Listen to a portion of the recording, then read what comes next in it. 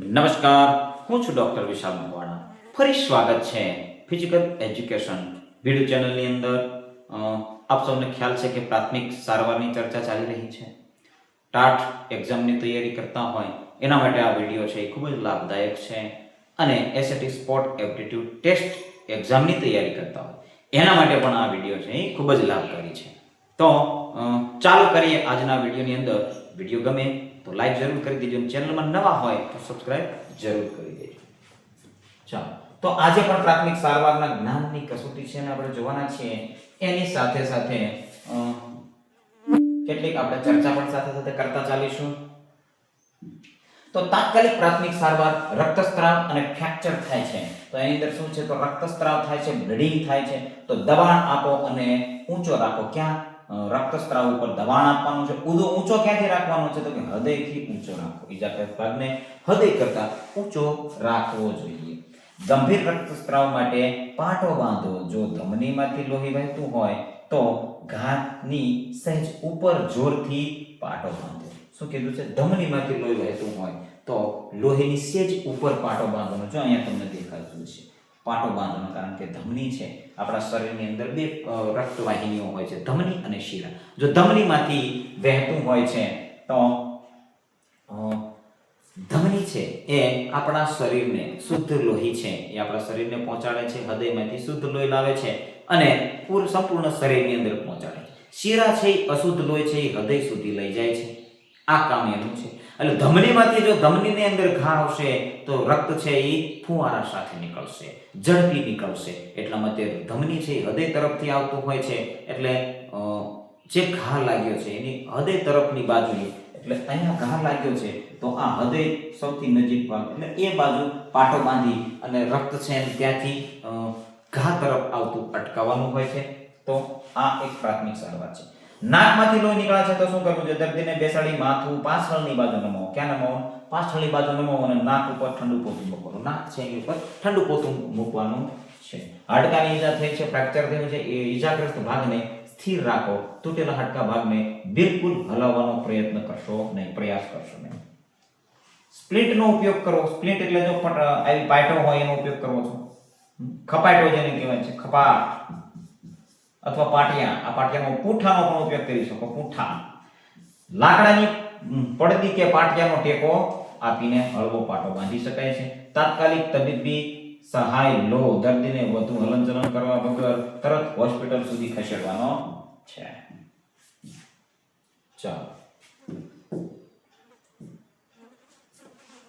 ચાલો ત્યારબાદ બીજી કેટલીક ઇમરજન્સી ફર્સ્ટ એડ. દંશને અને ડૂબવું એને કઈ રીતે આપણે કરી શકીએ છીએ? તો પ્રાણી જંતુનો દંશ એટલે કોઈ જંતુ કરડ્યું છે, પ્રાણી કરડ્યું છે તો એની અંદર પ્રાણી કરડે ત્યારે ઘાને તરત સાફ કરો. શું કરવું? તરત સાફ કરી દેવો જોઈએ. ચેપ અટકાવવા માટે ઘાને એન્ટિસેપ્ટિક સાબુ અથવા પાણીથી ધોઈ નાખો. સ્વચ્છ પાણી હોય એનાથી ધોઈ શકો છો. એન્ટિસેપ્ટિક છે, ડેટોલ છે, ડેટોલથી તમે ઘાને સાફ કરી શકો છો. સાપ કરડે ત્યારે ઝેર ફેલાતો અટકાવો. દર્દીને શાંત રાખો અને દંશની ઉપર પાટો બાંધો. અહીંયા દંશ લાગ્યો છે તો અહીંયા આપણે પાટો બાંધ્યો છે. તો એવી રીતે ઝેર ચૂસવાનો પ્રયત્ન કરશો નહીં. જો ઘણા બધા મૂવીની અંદર તમે જોતા હોવ છો, ઘણી બધી અંદર જોતા હોય છો, ટીવીની અંદર જોતા હોવ છો કે સાપ કરડે છે તો એને મોં દ્વારા ઝેર ચૂસી અને બહાર ફૂટતા હોય છે. તો એ બિલકુલ પદ્ધતિ સાચી છે ને એની અંદર તમને પણ ઝેર ચડવાની પૂરેપૂરી સંભાવના છે. એટલા માટે એનાથી દૂર રહેવાનું, ઝેર ચૂસવાનો પ્રયત્ન કરવાનો. વીંછી અથવા મધમાખીનો ડંખ લાગે છે તો ડંખ કાઢીને ઠંડક આપો. દેખાતો ડંખ કાઢી નાખો અને સોજો ઘટાડવા માટે બરફ અને ઠંડુ પાણી લગાવો. બરફ લગાવો અથવા ઠંડુ પાણી તમે લગાવો છો. મધમાખીનો ડંખ છે તો એ જેને કાંટો કહીએ છીએ એ કાંટો છે એને નીકાળી દેવો જોઈએ. ડૂબતી વ્યક્તિની સારવાર કઈ રીતે કરવી જોઈએ? પેટમાંથી પાણી બહાર કાઢો જોઈએ. તમે જોઈ શકો છો આવી રીતે આને ઊંધો સુવાડી અને પીઠના પાછળના ભાગે નીચે કંઈક મૂકી અને પીઠના પાછળના ભાગે દબાણ આપો છો તો પણ તે પાણી છે બહાર આવી જાય. ઊંધો સુવડાવીને ફેફસામાંથી પાણી કાઢવા માટે પેટ પર હળવેથી દબાણ આપો. શ્વાસ ફરી શરૂ કરો. CPR જેને કહેવાય છે. શ્વાસ ફરી શરૂ કરો. જો દર્દી શ્વાસ ન લેતો હોય તો તરત જ મોં વાટે કૃત્રિમ શ્વાસોશ્વાસ આપવો. આગળના લેક્ચરની અંદર આપણે કૃત્રિમ શ્વાસોશ્વાસ શું છે એના વિશે આપણે બિલકુલ સારી રીતે જાણવાના છે. એની પદ્ધતિ આપણા પાઠ્યપુસ્તકની અંદર આપેલી છે, એને પણ જોવાના છીએ. શરીરને હૂંફ આપો. દર્દીને ગરમ અને સૂકા કપડાં લપેટી શરીરનું તાપમાન જાળવી રાખો. જો અહીંયા શરીરનું તાપમાન છે એને જાળવી રાખવાનું છે. ચાલો, જો અહીંયા તમે માખીઓ છે, બિલકુલ ખબર નહીં એને શું દેખાય છે, ચિત્રોની અંદર તરત જ આજે ચાલો તો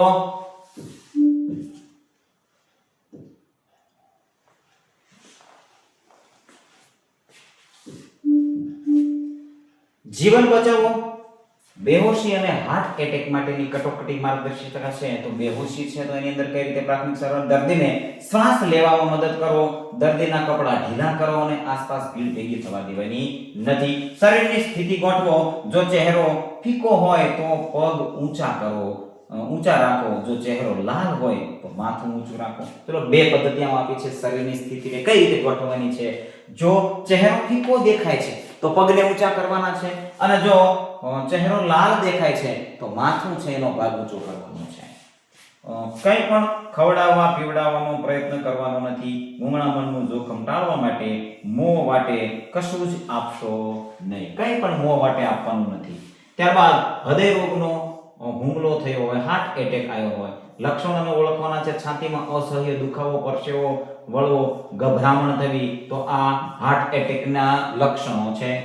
દર્દીને આરામદાયક સ્થિતિમાં રાખો. દર્દી સહેજ બેઠેલી સ્થિતિમાં રાખવાથી શ્વાસ લેવામાં સરળતા રહે. જો અહીંયા તમે જોઈ શકો છો. તાત્કાલિક મદદ માટે ફોન કરવાનો છે, તરત જ એમ્બ્યુલન્સ બોલાવવાની છે અને સીપીઆર શરૂ કરવાના છે. જો તમને સીપીઆર નું નોલેજ હોય તો સીપીઆર તમે તાત્કાલિક આપી શકો છો. ચાલો, તો ત્યારબાદ પ્રશ્નો છે એની પણ સાથે સાથે ચર્ચા કરવાના છીએ.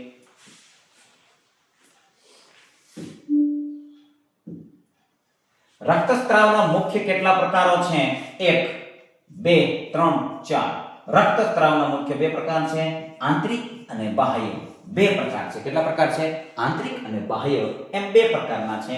જ્યારે લોહી નસમાંથી દબાણપૂર્વક ઉડે છે અને તેના રંગ લાલ ચટાક છે ત્યારે તે કયો રક્તસ્રાવ કહેવાય છે? શીરાનો કહેવાય છે, કેશિકાનો કહેવાય છે, ધમનીનો કહેવાય છે કે આંતરિક રક્તસ્રાવ? ધમનીનો રક્તસ્રાવ છે, કારણ કે હૃદયમાંથી ધમની છે આપણા શરીરની અંદર, હૃદયમાંથી શુદ્ધ લોહી છે, ઓક્સિજનેટેડ લોહી છે, બ્લડ છે, એને આપણા શરીરના સંપૂર્ણ અંગો સુધી, સંપૂર્ણ શરીરના દરેક અંગો સુધી પહોંચાડે છે. અને જે શીરાઓ છે એ આપણા શરીરમાંથી અશુદ્ધ લોહી, કાર્બોજનેટેડ લોહી જેને કહેવાય છે, કાર્બોહાઈડ્રેટ લોહી, કાર્બોહાઈડ્રેટ વાળું, કાર્બોહાઈડ્રેટ યુક્ત લોહી છે, એને પહોંચાડતો હોય તો એનો થોડોક જાંબુડિયા જેવો કલર હોય છે, એટલે એ શીરા હોય છે. જવાબની અંદર ધમનીનો રક્તસ્રાવ આવે છે. ચલો, ત્યારબાદ શીરાનો રક્તસ્રાવ કેવા પ્રકારનો હોય છે? શીરાનો રક્તસ્રાવ છે ફુવારાની જેમ ઉડે છે, ધીમે ધીમે અને સતત વહે છે, તેનો રંગ લાલ ચટક હોય છે, લોહીના ટીપા બહાર આવે છે, ધીમે ધીમે અને સતત વહે છે. શીરાનો રક્તસ્રાવ કેવો હોય છે? રક્તસ્રાવ ધીમે ધીમે વહે છે પરંતુ સતત વહે છે. શીરાનો રક્તસ્રાવ છે એ ફુવારાયુક્ત હોય છે. રક્તસ્રાવ રોકવા માટે સૌપ્રથમ શું કરવું જોઈએ?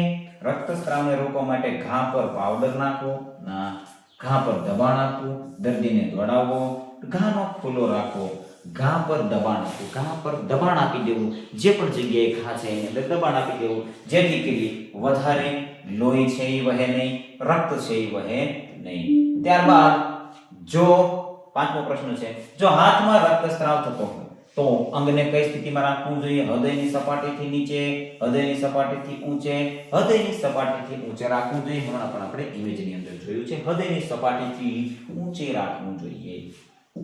ચાલો, નાકમાંથી લોહી વહેતું હોય તો શું કરવું જોઈએ? ભાઈ નસકોરી જેને ફૂટી છે એવું કહીએ છીએ. તો દર્દીને માથું પાછળ નમાવાનું છે, માથું આગળ નમાવાનું છે, સીધો સુવડાવવાનો, ઊંધો. દર્દીનું માથું છે એને પાછળ સહેજ નમાડી અને નાક ઉપર છે એ ઠંડુ પોતું મૂકવાનું જણાવેલું છે, તો એ મૂકવાનું છે.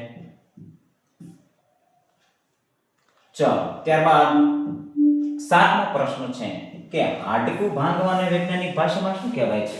હાડકું ભાંગવું જેને અસ્થિભંગ કહેવાય છે, અંગ્રેજીમાં ફ્રેક્ચર કહેવાય છે. અસ્થિભંગના મુખ્ય કયા બે પ્રકાર છે? કેટલા પ્રકાર છે? મુખ્ય બે પ્રકાર છે. ગયા વિડિયોની અંદર આપણે 4 પ્રકાર કીધા, પરંતુ એ 4 પ્રકાર છે એ પેટા પ્રકાર છે. મુખ્ય બે પ્રકાર કયા છે? તો નાનો અને મોટો, સીધો અને આડો, સાદો અને જટિલ. જો આ જે છે સાદો અસ્થિભંગ, જટિલ જેને કમ્પાઉન્ડ અસ્થિભંગ કહેવાય છે, મુખ્ય બે પ્રકાર છે. એની અંદર પેટા પ્રકાર પણ આવતા હોય છે. ચાલો 9મો પ્રશ્ન છે જટિલ અસ્થિભંગમાં હાડકાની સાથે બીજું શું થાય છે? તો ચામડી ફાટીને હાડકું બહાર દેખાય છે. પહેલો ઓપ્શન છે ચામડું ફાટીને જટિલ અસ્થિભંગ છે, એની અંદર હાડકું તો ભાંગે છે પરંતુ ચામડીને ચીરી અથવા તો ફાડીને તે બહાર આવી જતું હોય છે, તો એ જટિલ અસ્થિભંગ છે. હાડકાનું ભાંગ્યું હોય ત્યારે તે ભાગને સ્થિર રાખવા માટે શેનો ઉપયોગ થાય છે? તો ગરમ પાણીનો ઉપયોગ થાય છે, ખપાટિયાનો ઉપયોગ થાય છે. તેલ કેવું ખપાટિયા, સ્પ્લિન્ટ જેને કહેવાય છે, એનો ઉપયોગ થતો હોય છે. ચાલો ત્યારબાદ 11મો પ્રશ્ન છે મચકોડ સ્પ્રેન છે તો સામાન્ય રીતે ક્યાં જોવા મળે છે? સ્પ્રેન છે એ સામાન્ય રીતે ક્યાં? પેટમાં જોવા મળે છે, સાંધાઓ પાસે જેમ કે ઘૂંટી અને કાંડામાં. તો બિલકુલ સાચું છે, સાંધાઓ પાસે, ઘૂંટી અને કાંડાના ભાગે જોવા મળે છે વધારે મોટા ભાગમાં. ચાલો જો કોઈ વ્યક્તિ ઝેરી સાપ કરડે છે વ્યક્તિને તો ઘાની ઉપર શું બાંધવું જોઈએ? ગરમ કપડું બાંધવું જોઈએ, ટોર્નિકેટ. શબ્દ યાદ રાખો, ટોર્નિકેટ. દબાણપૂર્વક પાટો બાંધવાનો છે જેને ટોર્નિકેટ કહેવાય છે. શું કહેવાય છે? ટોર્નિકેટ કહેવાય છે. ટોર્નિકેટ શબ્દ છે એને યાદ રાખવાનો છે. હડકાઈ કૂતરો કરડવાથી કયો રોગ થવાની શક્યતા છે? હાઇડ્રોફોબિયા જેને અંગ્રેજીની અંદર કહેવાય છે હડકવા. હડકાઈ કૂતરું કરડવાથી હડકવા થાય છે. વિકસી કરડે ત્યારે કયા પ્રકારનો દુખાવો થાય છે? હળવો થાય છે, ખંજવાળ આવે છે, દુખાવો થતો નથી, અસહ્ય આગ જેવી બળતરા થાય છે. અસહ્ય આગ જેવી બળતરા થતી હોય છે.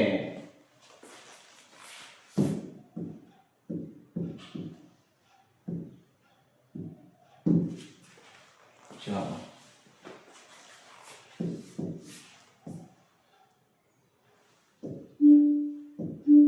રક્તસ્રાવ રોકવા માટે વપરાતા ટોર્નિકેટ ને દર કેટલી મિનિટે થોડી વાર ઢીલો કરવો જોઈએ? 1 કલાક, 10-15 મિનિટ, 2 કલાક કે ક્યારેક 15 થી 20 મિનિટ છે એને ઢીલો કરવો જોઈએ. 15 થી 20 મિનિટ એને થોડીક વખત ઢીલો કરવો જોઈએ અને ફરીથી પછી બાંધી દેવો જોઈએ. જો દર્દીને આંતરિક રક્તસ્રાવ થયો હોય તો તેને શું આપવું જોઈએ? ગરમ ચા આપવી જોઈએ? નહીં. ઠંડુ પાણી આપવું જોઈએ? મોઢેથી કશું ન આપવું અને ભારે ખોરાક આપવો જોઈએ. તો તેને મોઢેથી કશું આપવું જોઈએ નહીં. શું આપવું? મોઢેથી કશું જ આપવું જોઈએ નહીં. આંતરિક રક્તસ્રાવ જેને થતો હોય તેની વાત થાય છે. ચાલો પ્રશ્ન નંબર 17 છે કે નીચેનામાંથી કયું લક્ષણ અસ્થિભંગનું નથી? શું કીધું છે? નથી. અસહ્ય દુખાવો થવો, સોજો આવવો, અંગ લાંબુ થઈ જવું, અંગ ટૂંકું થઈ જવું કે આકાર બદલવો. અંગ છે અસ્થિભંગ છે એનું કારણ આપણે નથી એ શોધવાનું છે. કયું કારણ નથી? તો અસહ્ય દુખાવો થાય છે, બિલકુલ થાય છે. સોજો, તો જે ભાગનો અસ્થિભંગ થયો છે ત્યાં સોજો આવતો હોય છે, તો સોજો પણ આવે છે. અંગ લાંબુ થાય છે, તો બિલકુલ સાચી વાત છે. અંગ ટૂંકું થતું નથી, આકાર બદલતું નથી, પરંતુ અંગ લાંબુ થાય છે કારણ કે કટિંગ થાય છે એટલે એની વચ્ચે જગ્યા થતી હોય છે એટલે અંગ લાંબુ થતું હોય છે પરંતુ ટૂંકું થતું નથી. જો આંખમાં કચરો પડે છે તો સૌપ્રથમ શું કરવું જોઈએ? આંખ ચોળવી જોઈએ, આંખ બંધ કરી દેવી જોઈએ, સ્વચ્છ પાણીથી આંખને ધોવી, ગરમ રૂમાલ મૂકવો તો સ્વચ્છ પાણીથી આંખ ધોવી જોઈએ. ત્યારબાદનો પ્રશ્ન છે 19મો કે દાઝેલા દર્દી પર સૌપ્રથમ શું નાખવું જોઈએ? તેલ નાખવું જોઈએ? ના, તેલ નહીં. ઘી નાખવું જોઈએ? નહીં. મસાલા નાખવું જોઈએ? નહીં. ઠંડુ પાણી નાખવું જોઈએ. શું નાખવું જોઈએ? ઠંડુ પાણી. રક્તસ્રાવ સમયે જો ઘામાં કાચ કે લોખંડનો ટુકડો ખૂંપેલો હોય, શું હોય? કાચનો ટુકડો ખૂંપી ગયો છે, લોખંડનો ટુકડો ખૂંપી ગયો છે, તો શું કરવું? ખેંચીને કાઢી નાખવું, ટુકડાને અંદર દબાવવો, અંદર દબાઈ દેવો ટુકડાને, તેની આજુબાજુ દબાણ આપવું, ટુકડા પર નહીં, કશું જ કરવું નહીં. તો ટુકડો જ્યાં લાગ્યો છે એની આજુબાજુની ચામડી છે ત્યાં થોડું થોડું દબાણ આપવા છે. શું થશે? ટુકડો છે એ બહાર આવી જશે અને ટુકડાને અંદર દબાવવાથી ટુકડો અંદર જતો રહેશે. ટુકડાને સીધો ખેંચવાથી જે રક્તવાહિનીઓ છે એને વધારે ઈજા થવાની સંભાવના રહે છે. એટલે આજુબાજુ છે એ દબાણ આપવાથી ટુકડો છે એ બહાર નીકળી જશે. ચાલો, તો આજના આ વિડીયોની અંદર બસ આટલું જ. બન્યા રહેજો આ ચેનલની અંદર, કારણ કે આપણે યોગ, સ્વાસ્થ્ય અને શારીરિક શિક્ષણ ધોરણ 9 ના પાઠ્યપુસ્તકને લઈને અત્યારે આપણે ચાલી રહ્યા છીએ. જે પાઠ્યપુસ્તક છે એ ટાટના સિલેબસની અંદર છે, ટાટ સેકન્ડરીની અંદર, અને એસએટી સ્પોટ એપ્ટિટ્યુડ ટેસ્ટ છે એની અંદર પણ આ પાઠ્યપુસ્તક છે. જેમ આ પાઠ્યપુસ્તક છે એ પૂર્ણ કરીશું એટલે 10 નું પાઠ્યપુસ્તક લઈશું. એ પાઠ્યપુસ્તક પૂર્ણ થશે એટલે 11 નું લઈશું અને 12 નું લઈશું, જેથી કરી સ્પોટ એપ્ટિટ્યુડ ટેસ્ટ ખેલ સહાયક માટે પૂરેપૂરી તૈયારી થઈ જશે. સાથે સાથે ટાટની પણ તૈયારી જે કરે છે, ટાટ સેકન્ડરીની કરતા હશે અને 9-10 ના પાઠ્યપુસ્તક અંદર થઈ જશે, અને ટાટ હાઈ સેકન્ડરીની તૈયારી કરે છે તેમને 11-12 ના પાઠ્યપુસ્તક ઉપરથી તૈયારી થઈ જશે. જેવી જ નોટિફિકેશન આવશે એટલે તરત જ આપણે 6 થી લઈ અને જ્યાં સુધી શારીરિક શિક્ષણના પુસ્તકો છે એના દરેકને આપણે કવર કરી લેવાના છીએ. જે પણ પાઠ્યપુસ્તક બાકી હશે 9 નું પૂરું થઈ જશે, 10, 11 ને 12 જેટલી પણ નોટિફિકેશન આવશે એટલે તરત જ આપણે એના તરફ વળીશું.